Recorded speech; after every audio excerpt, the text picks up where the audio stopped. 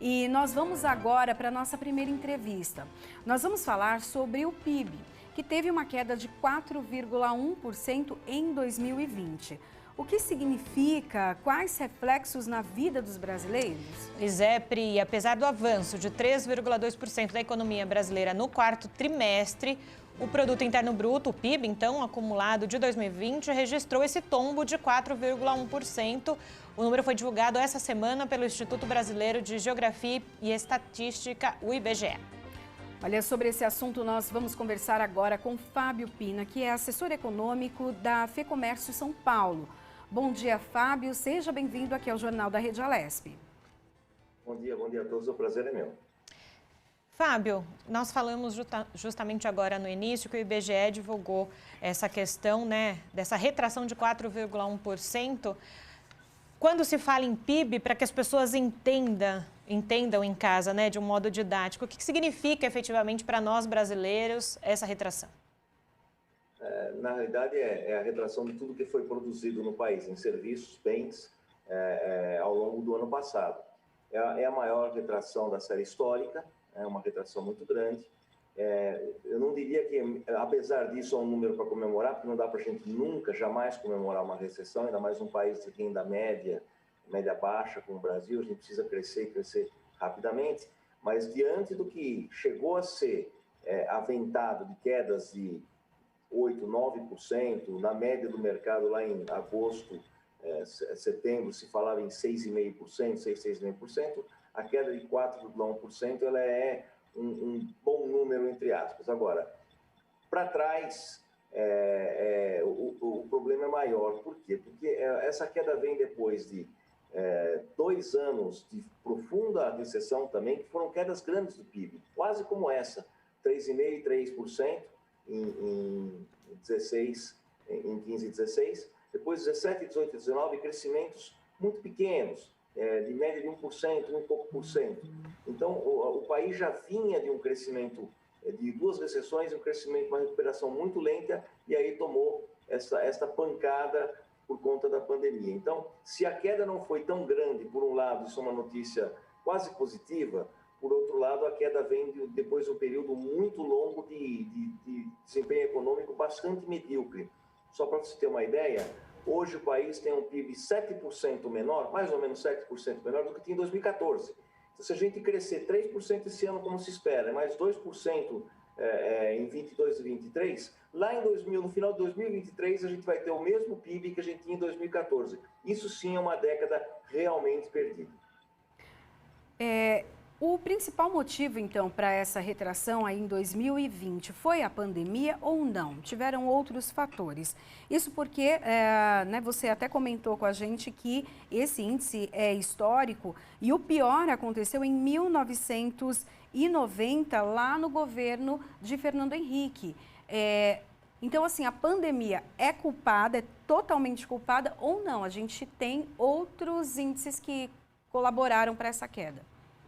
A tibieza da economia não é culpa apenas da pandemia. A fraqueza geral da economia, taxas de crescimento baixas, elas são possíveis no Brasil, são a regra, diante de um cenário, de um ambiente econômico hostil. Então, mesmo esse ambiente hostil, ele não leva à recessão automaticamente. Muitos erros de política econômica, como foram feitas no passado, lá em 2000, especificamente 15, 16, 14, 15, 16, muitos erros de política, talvez até um pouquinho antes, levaram a um período longo, 2 anos de recessão. Nunca o Brasil teve 2 anos seguidos de recessão, e depois a um período longo de 3 anos, na sequência, de crescimentos fracos. Antes também já crescia fraco, já crescia pouco.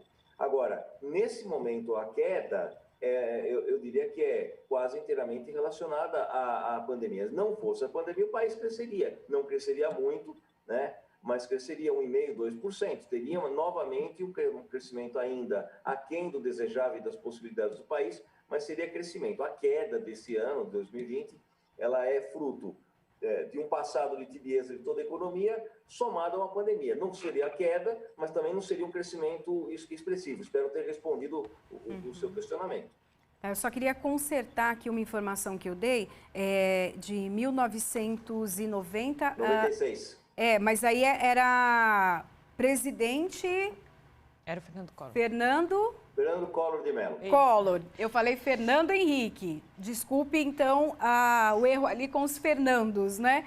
Mas, então, fique claro, então, o último índice 1996, assim como disse, então, o Fábio, durante o governo, então, do presidente Fernando Collor. Pois é, Fábio, e nós vemos não só o PIB caindo, né? Tivemos essa queda e essa semana divulgado, mas também a gente tem a questão dos combustíveis, diesel e afins subindo.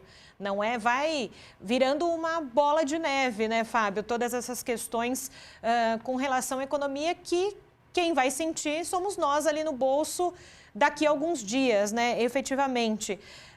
Dentro de todas essas questões negativas, né? Se falou muito que o ano passado o que segurou muito a economia foi o auxílio emergencial. Eu queria entender a sua visão sobre ele, no momento em também que há uma PEC para esse segundo momento de auxílio emergencial aqui no Brasil.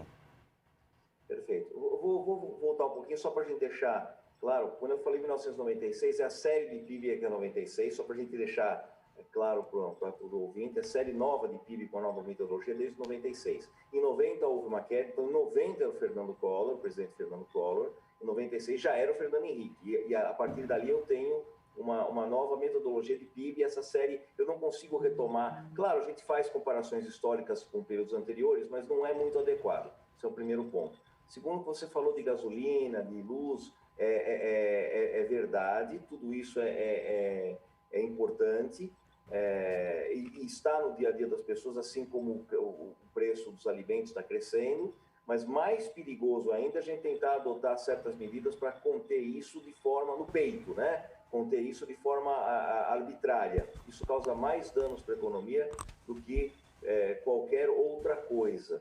E o auxílio emergencial que você questionou, foi muito importante.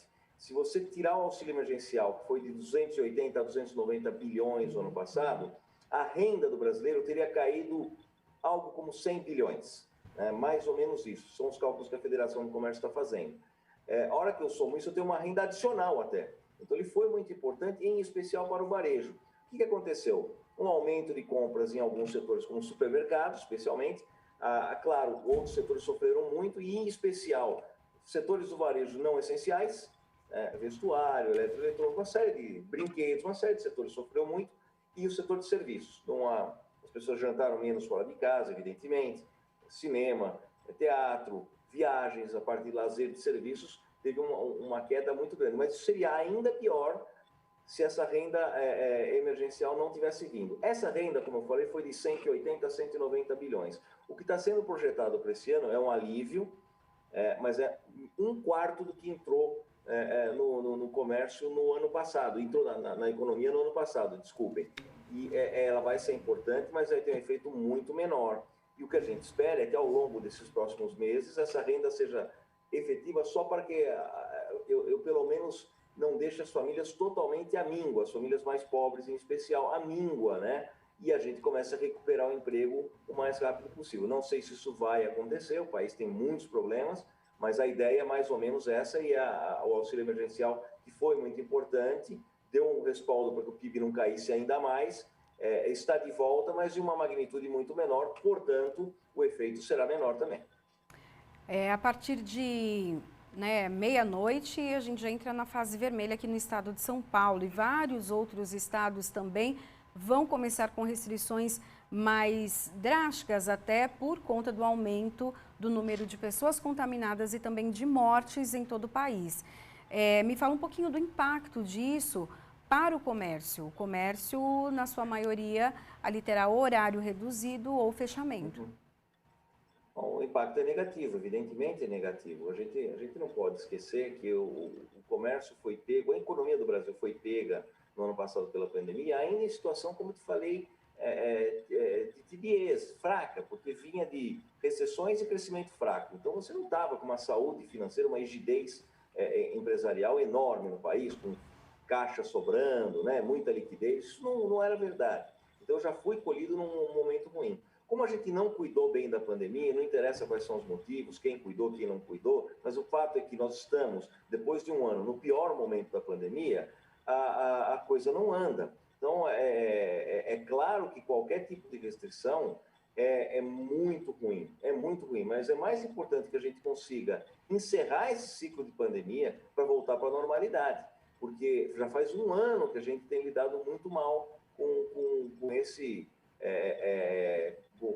essa calamidade que se abateu sobre o Brasil. Eu não sou um especialista em saúde, então eu não vou me ater a esse detalhe, a esse fenômeno, né, que é os efeitos da pandemia sobre a necessidade ou não de restrições. A gente até acredita que no varejo não é o foco principal, como a gente tem visto, né, de contaminação. São as festas e aglomerações, de forma bastante irresponsável, toda a economia clandestina de festas e serviços, né, e o comportamento das pessoas.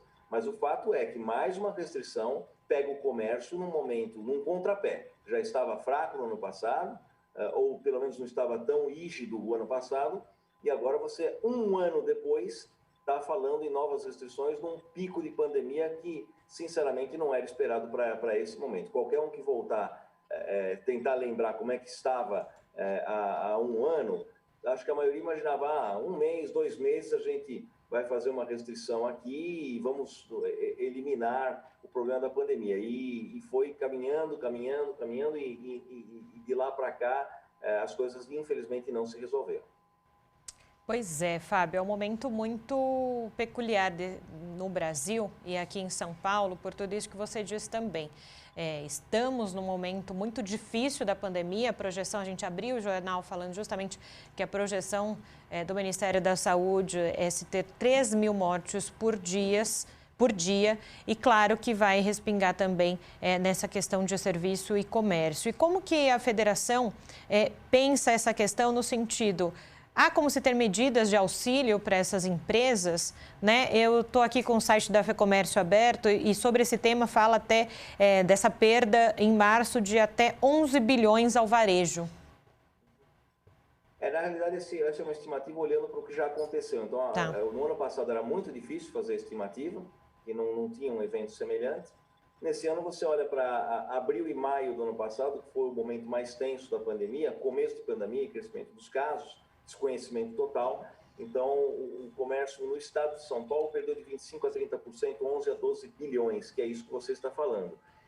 Eu acho que isso pode acontecer de novo. Claro que isso depende da reação de uma curva de aprendizado. Algumas empresas, ao longo do caminho, aprenderam a mitigar parte disso com o take-out, né? Fazer a venda não presencial, mas isso não é suficiente para reverter todo o quadro de restrição. Fábio, claro, então, oi. Só um minutinho, eu preciso te interromper, porque nós vamos começar agora a transmissão ao vivo pela TV Alesp da Comissão de Ética e Decoro Parlamentar, a reunião, então, desta comissão. Então, você que acompanha o Jornal da Rede Alesp pela TV, fica com a comissão. E nós seguimos pelo nosso canal no YouTube. Fábio, me desculpe, pode continuar sua linha de raciocínio. Claro, então nós partimos, tivemos agora nós temos um pouco de base para fazer essas contas, são 12 bilhões, 10 a 12 bilhões que podem ser perdidos com as novas restrições. Como eu falei, depende do comportamento das empresas, empresários e também do consumidor. Eu acredito que o consumidor, com esses números, por exemplo, que o Ministério da Saúde divulgou hoje, eu sempre torço para o Ministério da Saúde acertar, dessa vez eu torço para que ele erre, mas os números são muito ruins e podem reduzir a confiança do consumidor, tornar o consumidor mais conservador ainda. Ele já está sendo conservador com a sua renda porque não sabe se vai perder emprego, quem não está com emprego não sabe quando vai conseguir, mas esses números mostram que a pandemia pode durar um prazo um pouco mais longo ainda do que se imaginava. Bom, já está muito mais longa do que se imaginava, né? E o consumidor também pode reagir até pior do que a gente imagina. Vamos esperar, vamos torcer para que isso não ocorra, mas os danos à economia são muito grandes. Então, é impensável que essas empresas vão sobreviver sem o apoio do setor público. Então, eu tenho aqui, em vários âmbitos, municipal, estadual e federal, a carga tributária, primeiro, ela tem que ser mantida ou até reduzida onde se pode. A gente sabe que isso é um esforço fiscal. A federação não é irrealista, ela é fã do ajuste fiscal e do equilíbrio fiscal. São momentos de exceção. A gente a federação apoia o teto de gasto, tem que ser mantido, tudo isso, mas sabe que algumas medidas têm que ser feitas para mitigar o pior momento, sob risco muito maior. Isso está sendo feito no mundo inteiro. Não podemos esquecer pacotes de estímulo fiscal pela Europa, pelos Estados Unidos, pelo Japão, pela China. Todos os países estão adotando medidas que não adotariam em condições normais, mas esta não é uma condição normal. Então, carga tributária, mexer na carga tributária para cima é uma loucura, seja em nível municipal, estadual ou federal. Criação de impostos, sem nem pensar nesse momento.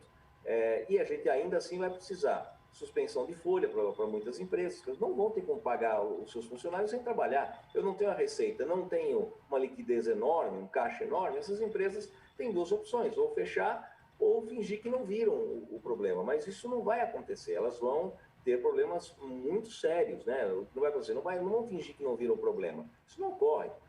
Não tem condições de eu pagar o meu funcionário sem gerar caixa.